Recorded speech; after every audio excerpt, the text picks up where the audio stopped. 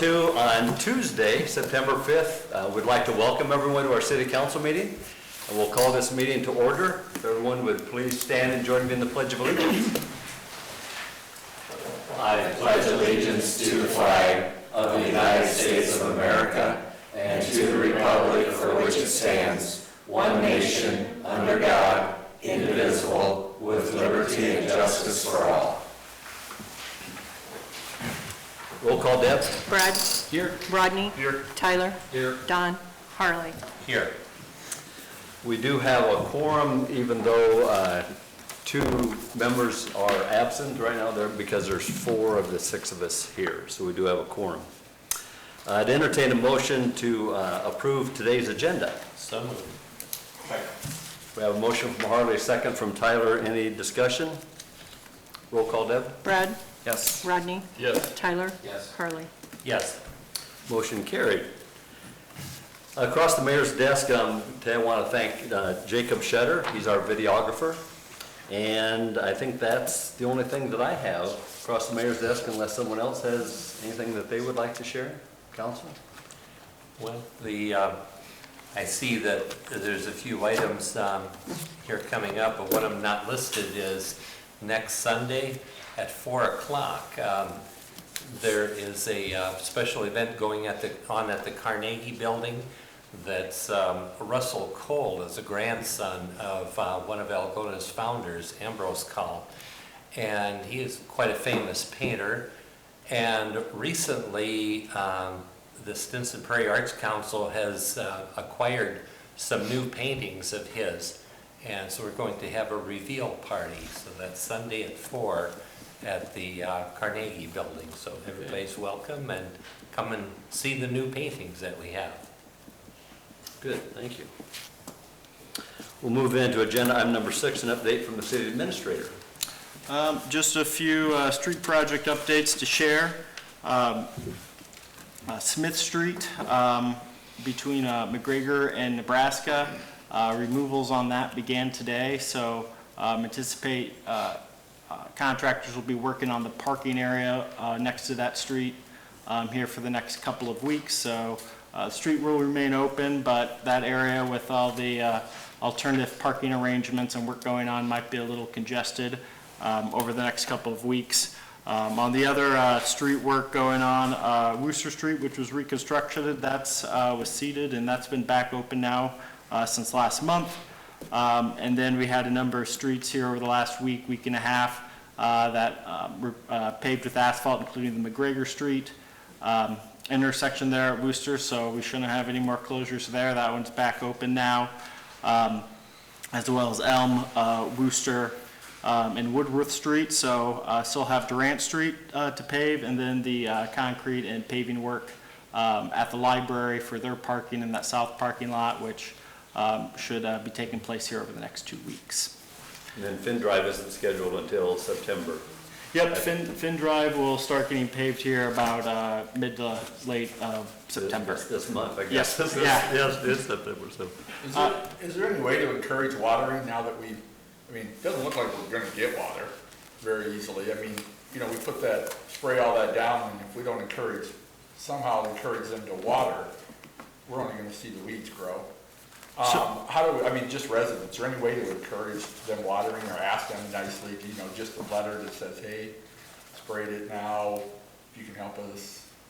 I know I'm just saying, if nobody makes an effort, nothing's going to grow there, and we're going to respray and keep, I don't know, just right now, this time of year, it's pretty, the way it looks, we're not seeing a lot of moisture.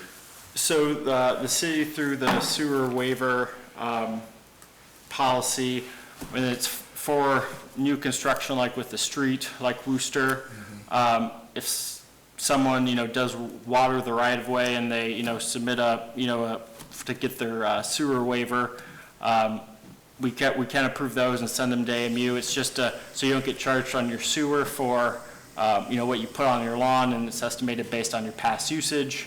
But you still have to, pay your full water bill. But it's just, that sewer portion, so that's something that we can do to. I don't know, even if it's just a letter, us asking nicely to please help us out. Love to see this you know, get back as quick as possible. Yeah, it's been a kind of, the last couple of years have been tough with drought. I do know on Yeah. Phillip Street, you know, with that got seeded. That got reseeded too, and if they don't, Yeah, there's some sections that came in good, some that got completely taken out, some Yeah. that got just overseeded.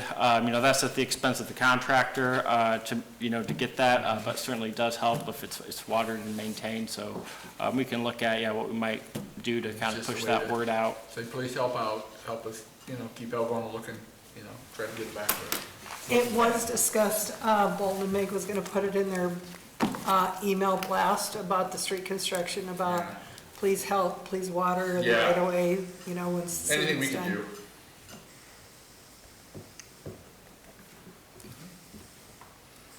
And then just, other final item is, and I'm not even going to attempt to pronounce the name, but a event that the Algona Public Library is co-sponsoring with the Stinson Prairie Arts Council. It is a world-famous professional jazz musician and harmonic player. I don't know what He plays the harmonica. Yeah, there you go, what the formal term is. Harmoniker, but there's a performance at the Ed and Betty Wilcox Performing Arts Center, and then another one at Billy Joe's on Saturday, September 9th, so you can learn more through the library, Stinson Prairie Arts Council, if folks are interested in that. Actually, pay attention to that Billy Joe one. There's like 20 or 22 harmonicas that he's going to give out to people and teach them how to play them at Billy Joe's. So, I mean, you could have a few drinks and learn how to play a harmonica. And then you can take the harmonica home with you, so. Is that opportunity? Oh? Yes. So at the next meeting, you can show your skills. Nice. I'll be there. Okay. Anything else, Jacob? That's all. Okay, thank you very much. Agenda item number 7, this is the citizens' opportunity to address the council with any item that's not on the agenda. Is there anyone here? I see no one. We'll move then to agenda item number 8, which are the consent agenda, and that includes approving the minutes from our August 21st council meeting, approving the bills to be paid this cycle, approve a Class C retail alcohol license to the Perky Parrot, approve a Class E retail alcohol license to Hy-Vee Wine and Spirits, approve a Class C retail alcohol license to Cinco de Mayo, approve a Class E retail alcohol license to SLJ Investments LLC, and approve Jacob's administrator's report. Move to approve. Second. We have a motion from Tyler, a second from Rodney. Any discussion? SLJ, is that a gas station or something, or what? Yeah, it's one stop. One-stop shop, yeah. Roll call, Deb? Brad, Yes. Rodney, Yes. Tyler, Yes. Harley. Yes. Motion carried, thank you. We'll move to new business agenda item number 9, and this concerns the Finn Drive Railroad Crossing surface repair. So this has been a grant agreement, long time coming. So we received word here earlier this spring that the city was awarded funding under the state's road surface repair program. We had applied, I think back in 2020, for grant funds to redo the 4 Canadian, at that time Canadian Pacific Railroad crossings, the railroad that goes east-west through town. They had funding available to do 1, so we said yes, we'll take that one, and then anticipate the other 3 being funded this upcoming year. The grant agreement is between the Iowa Department of Transportation and then the railroad company itself. The planning for this, the cost estimates, were prepared a number of months ago. We've just been waiting on final agreement from the railroad company. We did get the agreement back, so what this would do is, resolution is approve entering into the grant agreement with the DOT and railroad. How the project would work is it would replace the crossing at Finn Drive. The city would be responsible for the design, construction of the road, street approaches, and then the railroad company itself, the actual crossing. We'd pay for our expenses, they'd pay for their expenses. We submit everything into the DOT, and then they would reimburse the eligible expenses back to the city and the railroad, so that our total expense doesn't exceed 20%. So as was in the attachments in the grant agreement, the total estimated cost for the railroad work is $106,000. For the city's street and the trail work, it's $86,000. So it comes to $192,530 estimated. So 20% share on that the city would be responsible is $38,506. So it's that 20% that we end up paying for is why we wait until we're in the queue for these grants. If we want to do it on our own, we could, foot that entire bill. So this would just be for Finn Drive, with hopefully the other three getting funding for the upcoming year. We have 18 months from entering the contract to complete the project. Given where we're at this year, it will be something that will have to occur in calendar year 2024, but we can at least start the process of getting that going. So I will just note in the resolution, we do have a clause in there giving the mayor authority to negotiate necessary changes, because the version they sent us incorrectly cites Lynn County, and we didn't have a updated version before the council meeting. So if you look at that front page and notice that we're aware of that, the DOT is aware of that. We just need to get a new cover page that has that corrected.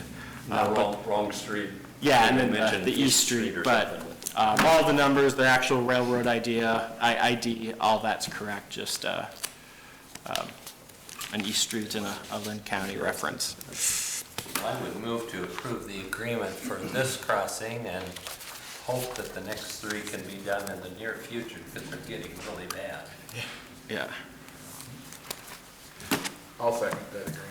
Motion from Harley, second from Rodney. Any other discussion?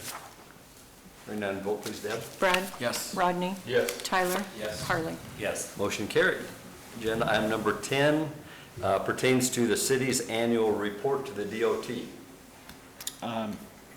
This is just kind of formality of a report that the city has to prepare every year to submit to the state on how, what funds we used and how on streets, as well as how the city utilized its road use tax dollars for fiscal year ending 2023. So that was June 2022 through, July 2022 through June 2023.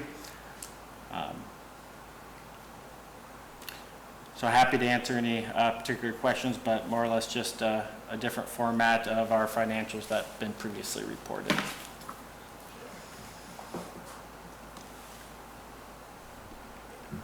Motion to approve street resolution. Second.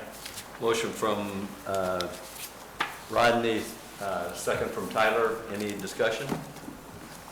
Vote please, Deb. Brad? Yes. Rodney? Yes. Tyler? Yes. Harley? Yes. Motion carried.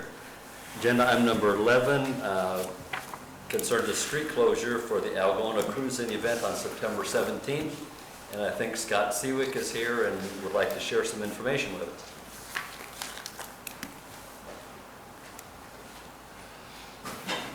Good thing we got during this. Yeah, for the weekend. As hard as it's been. Appreciate you taking time to work with me.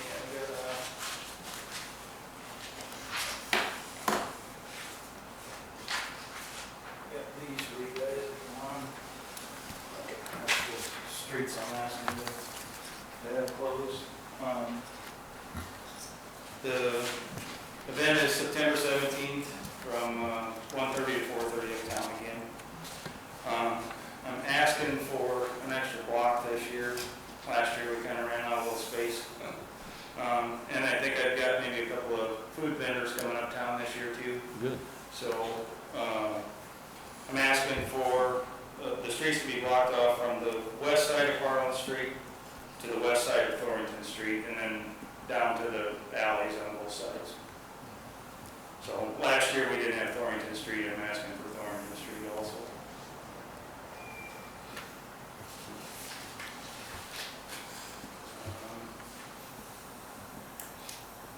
The other thing too we'd like to do is, I know I got a request for so that they can drink beer on the street.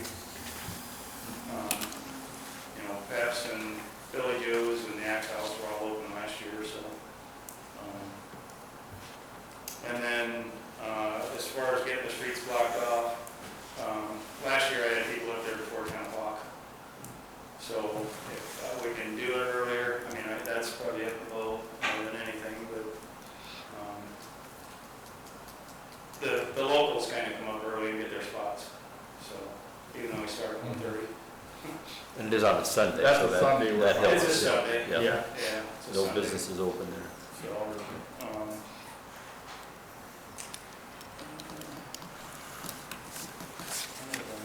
I think, first year we had 143 vehicles, last year we had 163.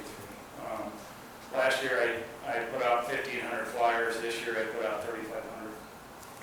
So, we've hit, Mojo Productions helps me, and he's hit darn near every car show in Iowa, it seems like. So, this thing may get a little bigger than maybe even I want it to be. But I think it's a good thing for Algona. The restaurants and stuff I talked to last year all did pretty good. I'm trying to get more people to be open. I did talk to, I'm gonna go uptown and talk to the uptown businesses again, and then, like the market, she's gonna be open. She's gonna try it. And she's a block and a half off, but we're gonna do what we can to push people down there, because, there are a lot of women that come to the show, and they don't necessarily want to look at cars. So, but like I said, I think it's a good event for Algona, and hopefully I can get approved to have the streets blocked off, so. I've heard really good things about it, and anything to draw a bunch of people downtown Algona is great. So And I I think appreciate your work on get it. some off the couch and maybe downtown. So, and then last year we also had and this was something John Busher came up with, but we gave away a couple of our little remote control cars. So we're trying to get maybe the kids to come up a little bit, because they gotta be present to win. So we got a couple of those we're gonna give away again this year, so. Hopefully they'll, maybe somebody will drag mom and dad up, because there's an RC car gonna be given away that they got a chance at, so. And everything is free to the participants, doesn't cost them a thing, so. So to clarify what you're talking, Harlan would still be a drive-through? Harlan would still be a drive-through, Thornton yeah. would still be a drive-through? Yeah, we would, But everything in between? well, no, Thornton would not. Thornton would not? Thornton would not, Still- yeah, that would be Okay. the west side of Thornton, so. I see. Yeah, I'm asking for the extra spots on Thornton. It gives me about 28 more spots. Okay.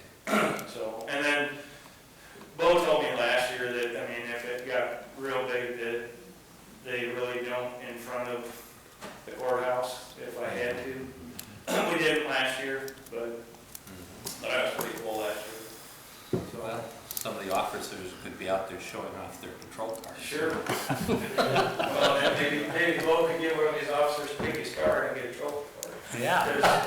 Because they do that too. The service groups, well, I haven't asked Rick yet, but the service groups, we do fireman's trophy, police officer's trophy, sheriff's department trophy, fireman trophy, and then Rick Murphy.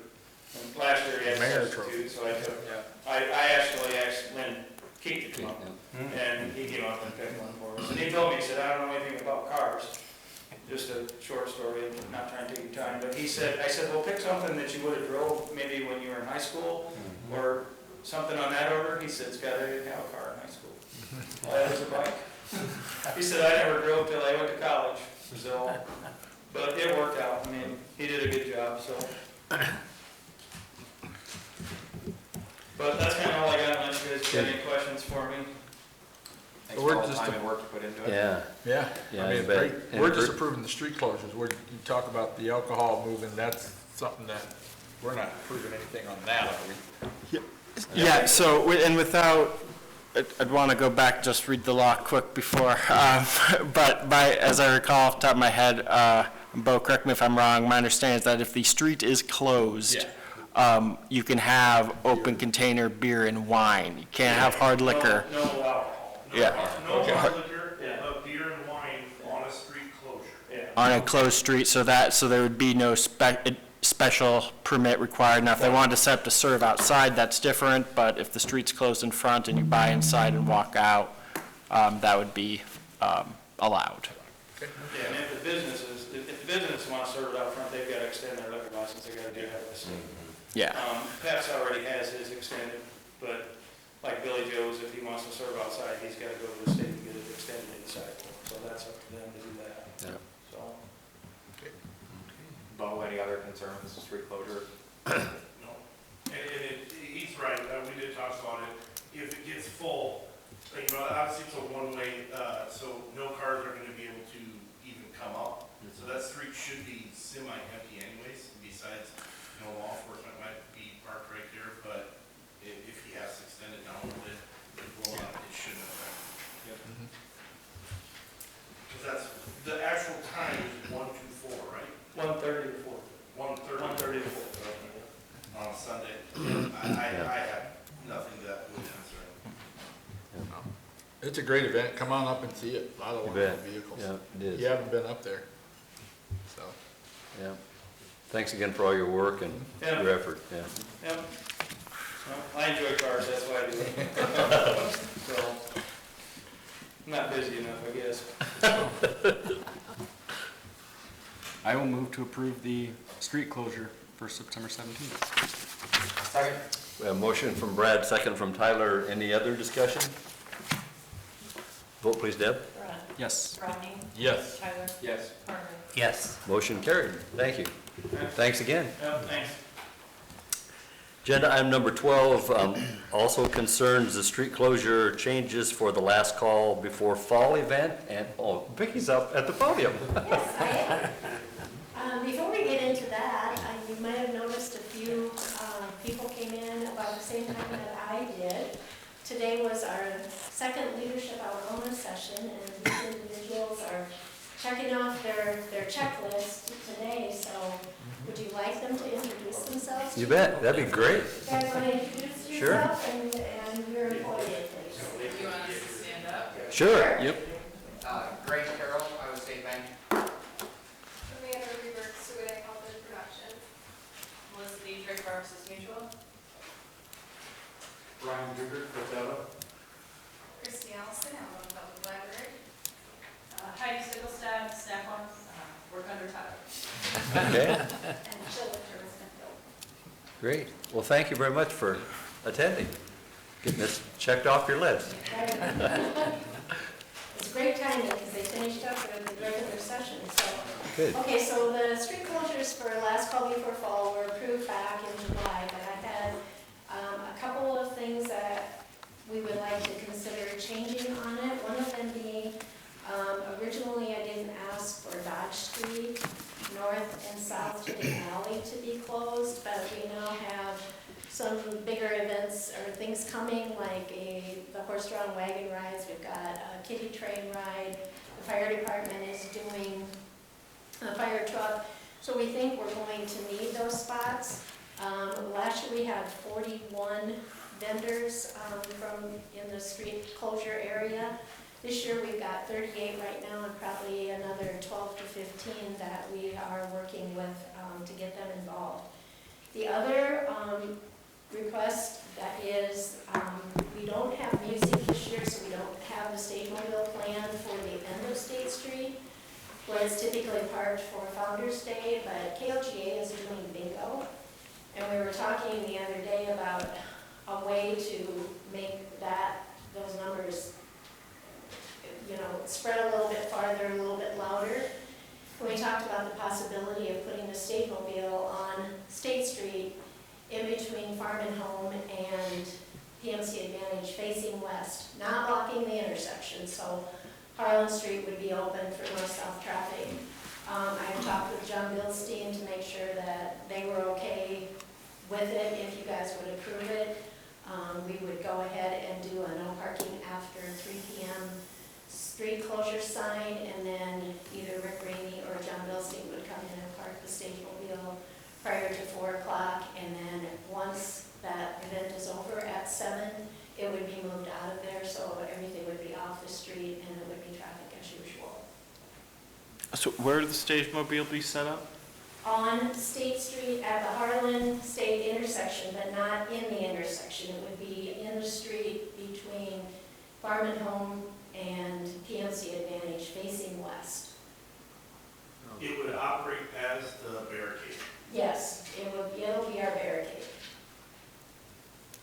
So you want Kiwanis to come help set it up? We have to train you, Rodney, and I don't really have that much time.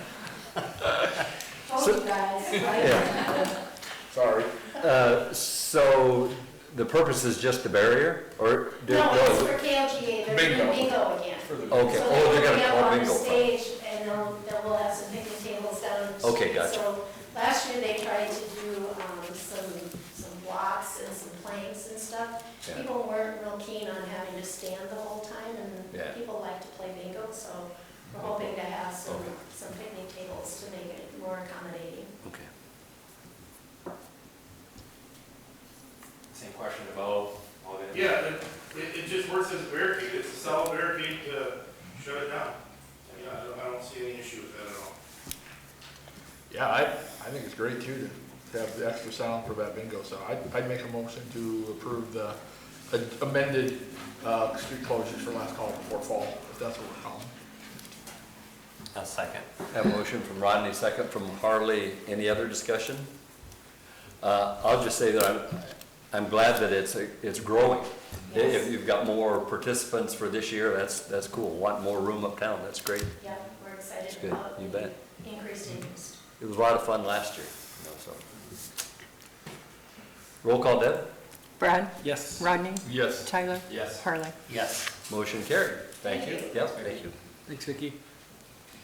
Agenda item number 13 deals with setting a public hearing for the Cassuth County Fairgrounds zoning map amendment. At the last council meeting, the council received that request and referred it to the Planning and Zoning Commission for consideration and a recommendation.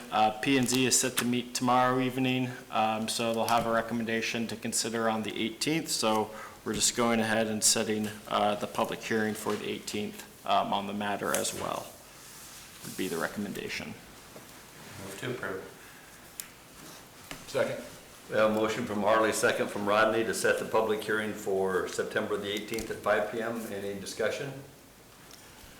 Vote please, Deb. Brad? Yes. Rodney? Yes. Tyler? Yes. Harley? Yes. Motion carried.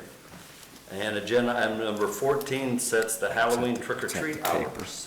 This is a little earlier on the agenda this year than in years past, but with our upcoming fall newsletter, we wanted to get it finalized so the official city trick-or-treat hours could be published in the newsletter that will go out later this month. So historically, the city's held trick-or-treating hours from 5:30 to 7:30 on the night of Halloween. This year, the 31st is a Tuesday, so we'd recommend setting the hours from 5:30 to 7:30 that night. Motion to set Halloween trick-or-treat hours, 5:30, 7:30 on 31st. Second. We have a motion from Rodney, second from Harley. Any discussion? Vote please, Deb. Brad? Yes. Rodney? Yes. Tyler? Yes. Harley? Yes. Motion carried, thank you. Final agenda item number 15. This is a resolution that involves approving an appointment to the Third Ward Council vacancy. And this is due to the resignation of Jody Alt. I've been in discussion with Kathy Deersch, and she has expressed an interest to serve on city council and learn more about city government. So I've invited Kathy to come up to the podium and just share a little bit about herself.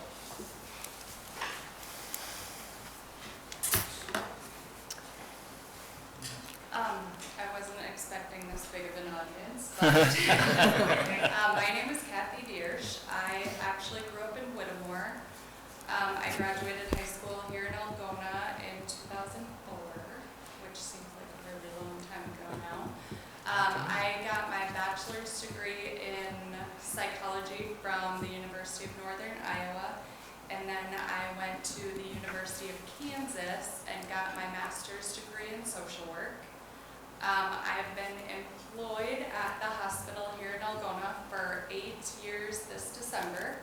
I'm the social worker there, and I help do discharge planning with the patients on 3rd floor, and then I'm also the hospice social worker. And some home health, so I guess I've had the opportunity to meet and help a lot of people in our community through my job there. My husband is Adam, and him and his dad own Sportsman's Corner. It's been a family-owned business since the 80s, so I really don't see us going anywhere anytime soon.